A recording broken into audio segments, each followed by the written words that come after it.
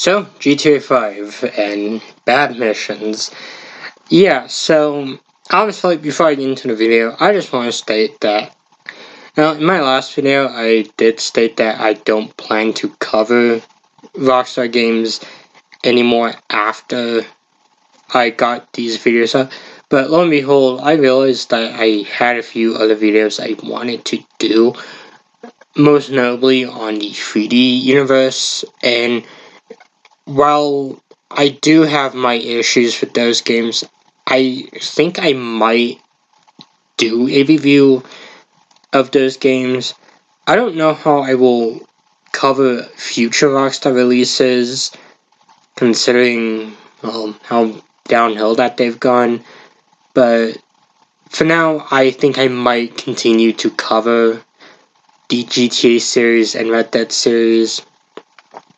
But obviously I'll have more updates about that in the future. So let's get into the video with my worst GTA 5 missions. Starting off at number 7, we of course have the business missions. Businesses can be purchased in GTA 5, and with them comes quite the hassle to help out with them. Obviously, these are kind of a massive pain to do. Not as bad as some of the online business missions from what I've seen, but honestly, I don't know why Rockstar ever thought this was a good idea. These are just kind of a massive pain to do. They don't really increase the salary you get from any of these businesses, and overall, well, who's ever gonna do these? Number 6, we of course have the heist setup missions. Heists are a fun part in GTA 5, at least for the most part.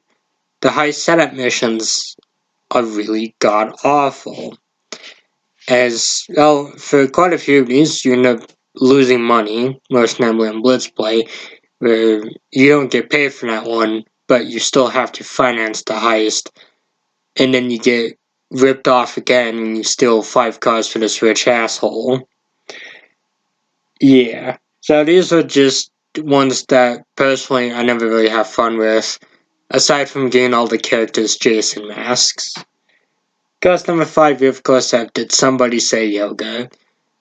Oh, haha, it's the mission that everyone hates, just like scouting the poor.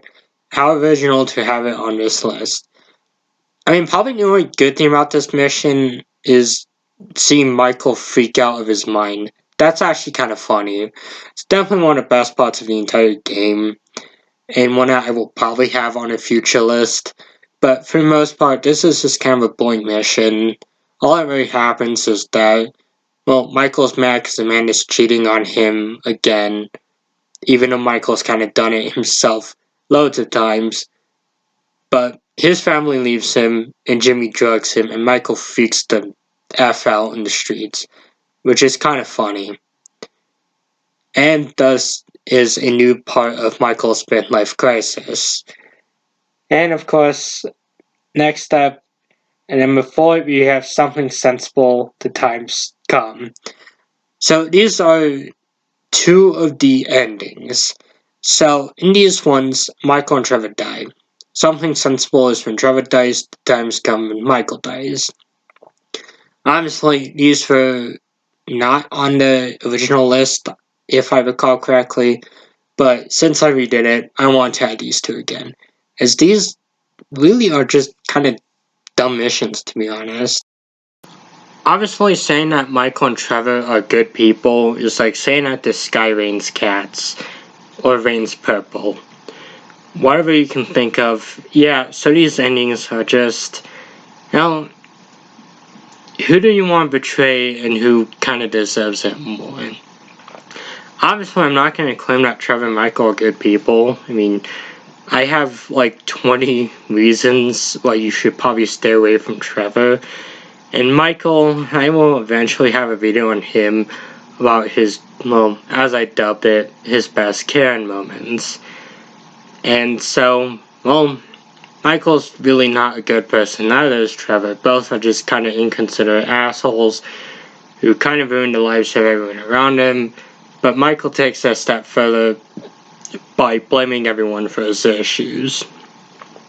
both these missions just kind of feel kind of horrible to do, because in the end, Franklin really gains nothing.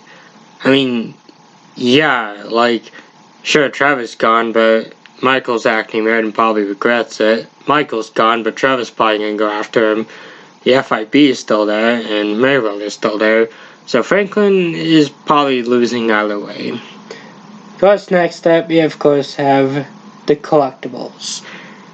Grand Theft Auto 5 has a ton of collectibles. Obviously, some of these include spaceship parts, letter scraps, mushrooms, more mushrooms, submarine parts, Epsilon things for Michael's little cult, and I think that's it.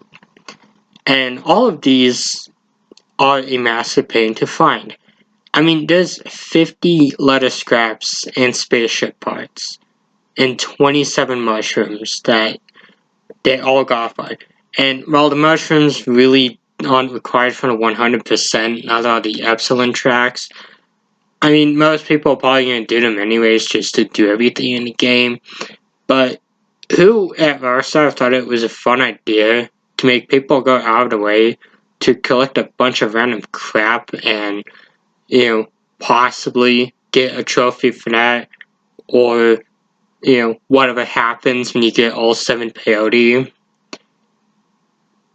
I mean, this is just a bad mission, and I mean, if you want to waste your time, I would just recommend just painting a wall and just washing the paint dry. I mean, at least with that, that's a better use of your time. And of course, next up, we have, of course, Grassroots Franklin. So, yeah, this one's kind of boring, and I do know that I gotta finish Michael's and Franklin's Strangers and Freaks, but this one was one of my least favorites out of the mission. So with this one, pretty much, yeah, Franklin meets this one dude named Barry who's trying to get weed legalized in San Andreas, and that's really it. You collect a few cards for him, and that's it. Like, I'm not even kidding, like, there's this thing called the Smoke-In, which Barry doesn't even attend, because I guess he did a little too much of that, and that's really it. I mean, at least with Trevor and Michael, you get to see them freak out in public and fight aliens like clowns, which is kind of funny, but for Franklin, nothing really interesting happens. Kind of feels like Rockstar forgot to give Franklin some of the funnier characters. And of course, obviously, before I mention it, I want to definitely give a optional, honorable mention to the touring missions, because I forgot about that. They're so bad that they're forgettable. So, yeah, number 1 is the Merriweather heist, which in retrospect probably should have been the 2 endings that were on this list, but the Merriweather heist is a mission I hate a lot. Now, this includes both of them, the offshore and freedom method. Both of them kind of feel like they take way too much work to even do, and in the end, it's not worth it. I hate the offshore method, the offshore approach even more, because you have to raid a military base and steal a cargo bomb.